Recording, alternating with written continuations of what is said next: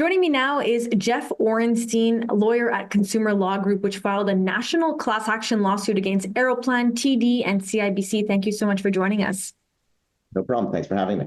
Tell us about your claim that Aeroplan account holders had welcome bonus points rescinded after signing up for a second credit card. Around October of this year, people got emails. Apparently, according to some news sources, there were 17,000 people that received emails. And what it had said is that there was a change in the terms and conditions, a change that I think goes back to, from what we've seen, it goes back 2 years to October of 2022, where they had said in their terms and conditions that if you already had any credit card, any Aeroplan credit card, that their bonus points would only be available one time and you couldn't do it a second time. And many people had signed up for example, a CIBC Aeroplan card, and later on signed up for a TD card. Same thing, by the way, if it was American Express, although American Express apparently was not affected.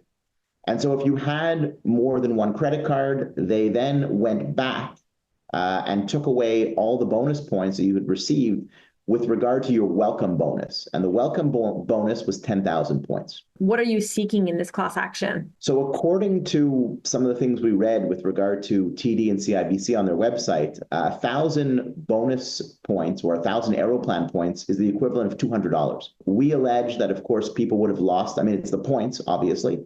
But if you talk about monetary value, we're talking about, $200 approximately per person. What has Aeroplan TD and CIBC's response been so far, and what are the next steps of the case? So far, we've only had appearances in the file, so the intention obviously is to defend the case.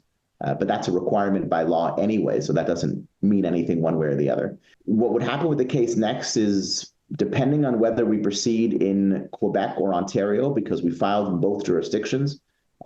For Ontario, it's everybody in Canada. In Quebec, it's just Quebec residents. And so whether we proceed in both jurisdictions or one jurisdiction, we'll be looking to get a judge assigned and then get dates for a certification hearing. How can affected Quebecers get in touch? So we've had already close to 5,000 people that have contacted us on our website. So there is at our website at clg.org, you can look at a list of cases, you find the Aeroplan case, and you put in all of your contact information. And what that allows us is that if there is any important news, could be a settlement, could be that we win, could be anything, we would then send emails to everybody to keep them informed of everything. In a statement, Air Canada, which owns Aeroplan, says as this matter is currently before the courts, they are unable to comment, but that they intend to vigorously defend themselves in this proceeding. TD and CIBC were also unable to comment. Thank you so much for joining us, Jeff. Yes, thank you for having me.